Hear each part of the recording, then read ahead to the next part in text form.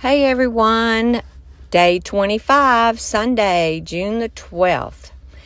After leaving Bear Lake, we drove into Wyoming and started seeing some of the Tetons, and it was wow, so majestic. We were so pumped up looking at its grandeur. We saw the beautiful Snake River. We read about the pioneers and their travels, and as you could see, Charlie was settling in the back seat. The Snake River was roaring, but there was actually people rafting and kayaking in that muddy water. We stopped at the visitor center, and Greg saw the weather report. 90% chance of rain and small hail, 29 mile per hour winds. Charlie and I had to stay outside and greet the guests. And sadly, we found that the Grand Tetons National Park is not a very friendly place for dogs. Oh, but the ranger at the pay booth was sweet, gave him a treat.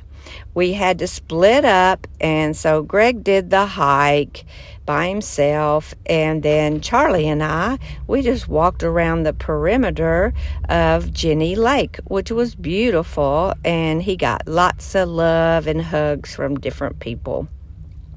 Greg also, as you saw some signs of some kind of animal scat, but never saw one. Then it clouded up, got very cool, and started to rain.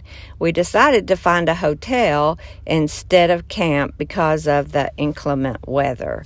So we drove to Jackson and went in. When we got into Jackson, it was a madhouse of tourists.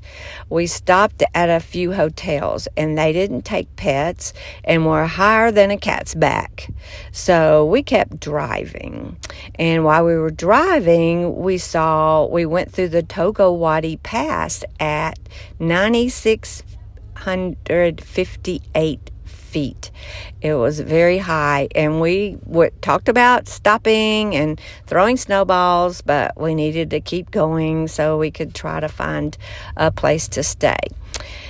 So then, as you can see, the landscape just kept getting better and better and changing. Well, not better, just changing.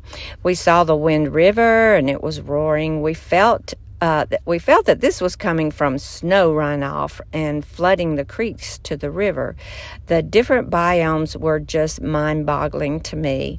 Did you see those purple colors on those mountains? I kept saying, "Stop, stop, stop" to Greg, and I thought he was going to choke me, really.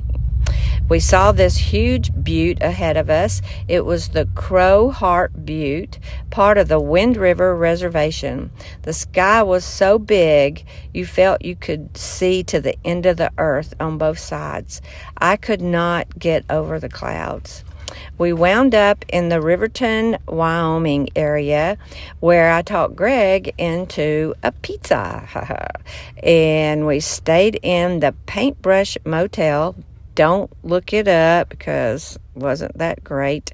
Next, we are headed to Mount Rushmore and have made reservations to a KOA already.